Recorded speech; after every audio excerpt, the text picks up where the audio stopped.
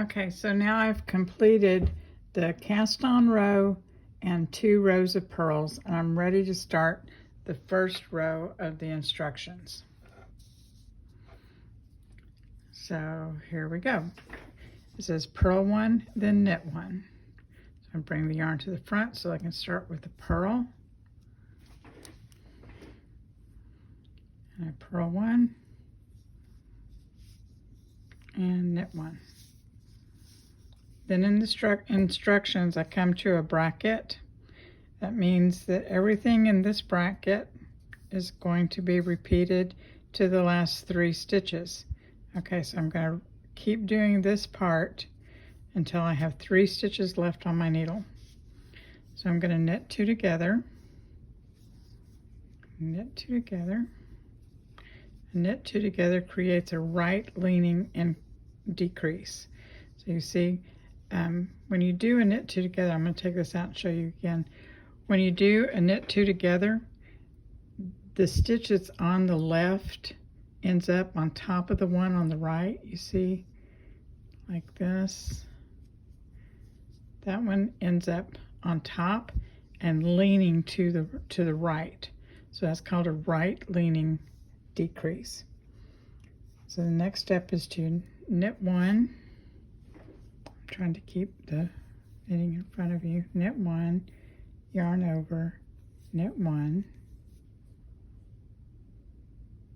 slip, slip, knit. Now this decrease is left leaning because the stitch that's on the right is going to end up on top of the stitch on the left.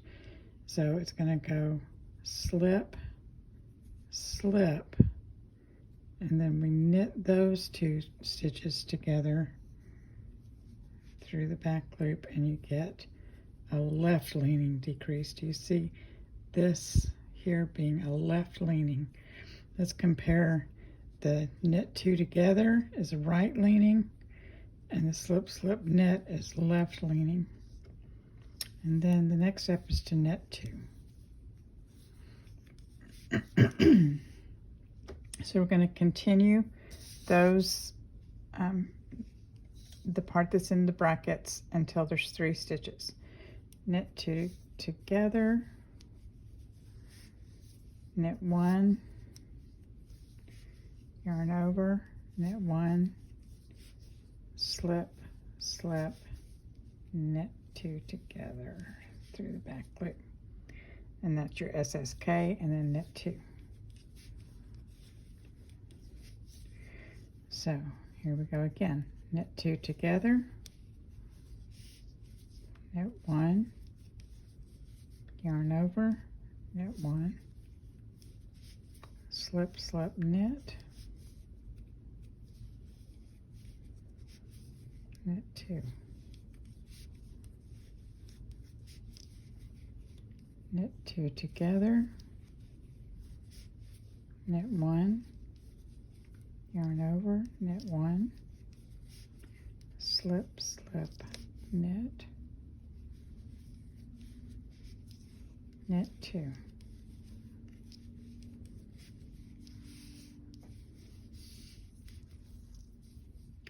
Knit 2 together, knit 1, yarn over, knit 1, slip, slip, knit, knit 2. Knit 2 together,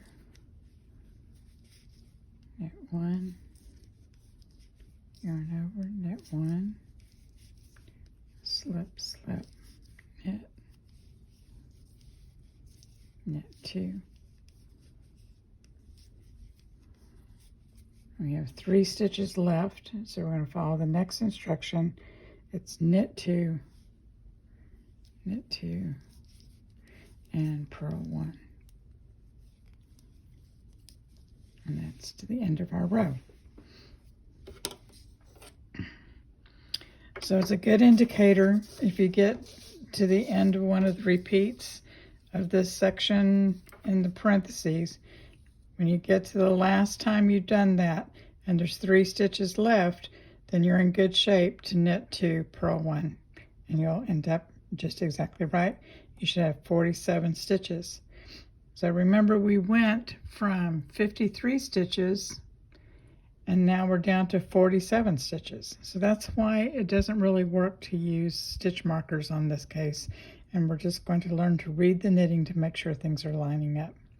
So the next row says to purl across, and I'll be back to do row 3.